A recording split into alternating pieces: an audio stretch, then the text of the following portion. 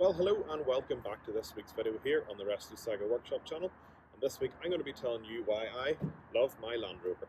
Plenty of reasons why. I've made lots of videos about it in the past, but I'm going to explain to you why it's the perfect classic for me and why may you even consider one for yourself. So let's get stuck in.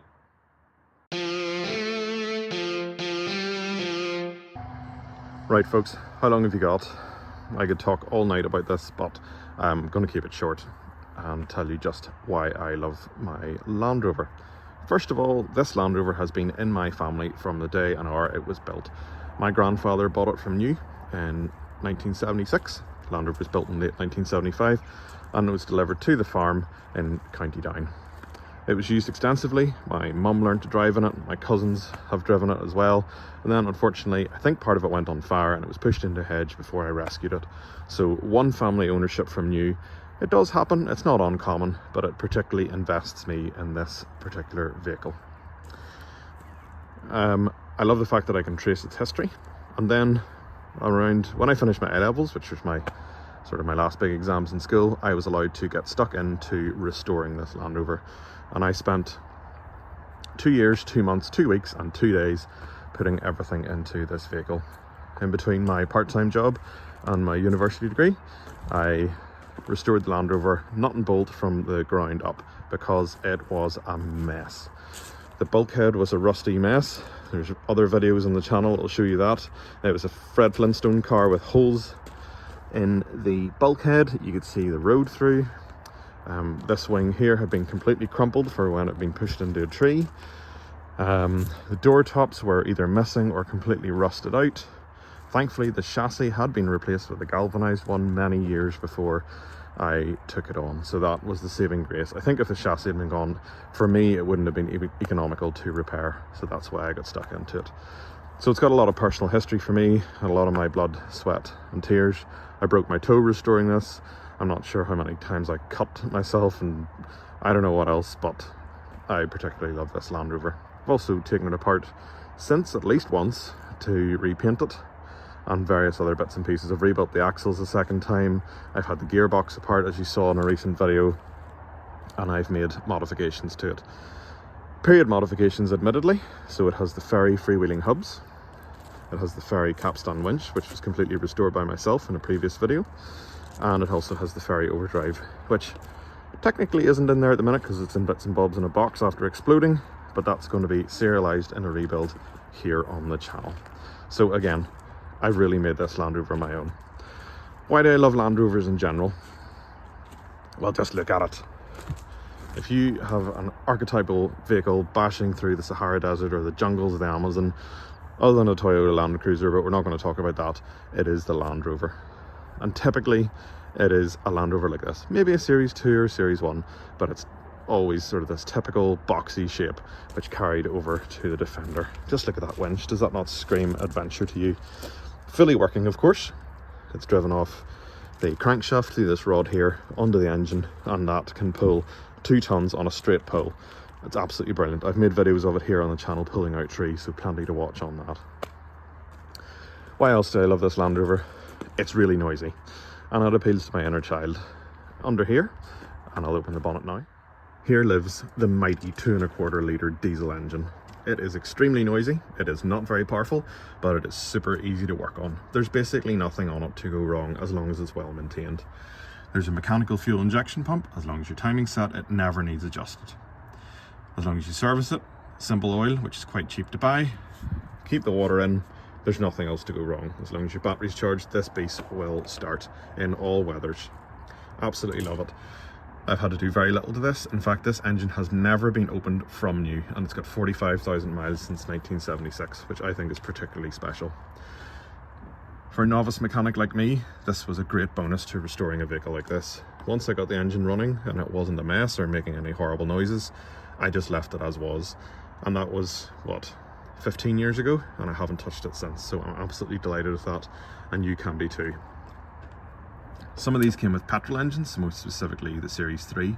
It's essentially the same block with a distributor over there instead of a mechanical fuel pump, and with spark plugs obviously, but essentially the same engine and also mechanically very simple.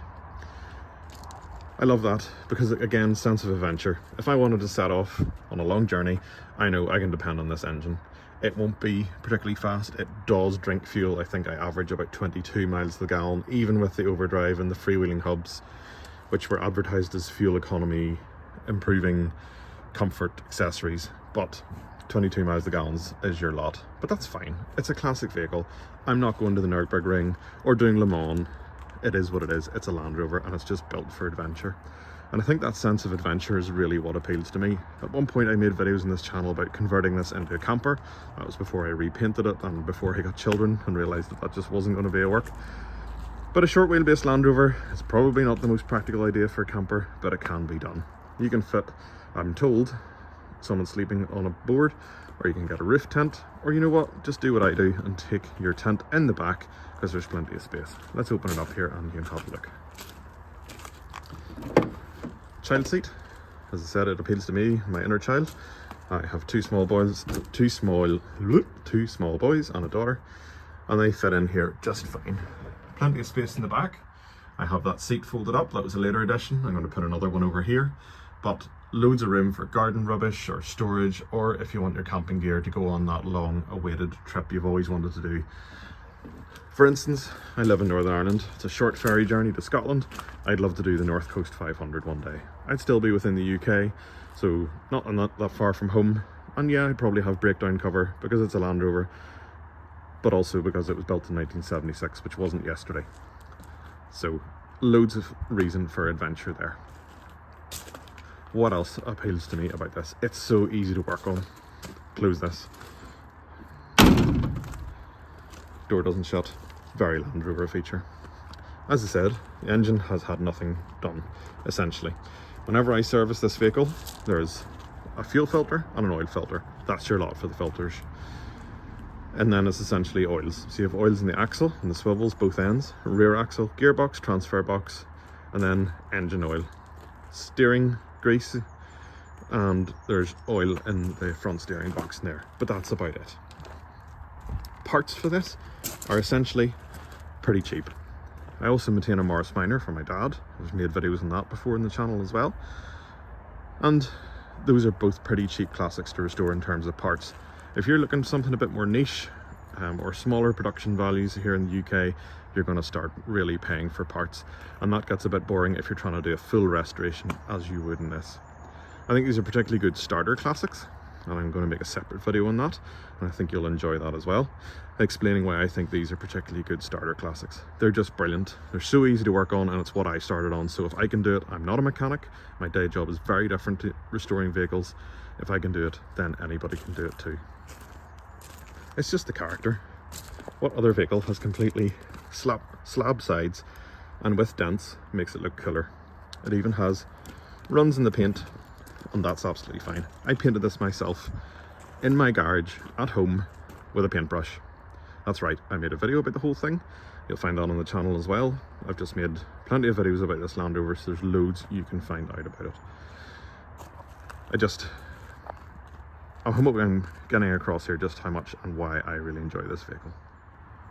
And just towards the end of the video here, one last nod to the simplicity. So in your modern vehicle you have stocks and switches and touch screens and climate control and all this electrical stuff that can go wrong.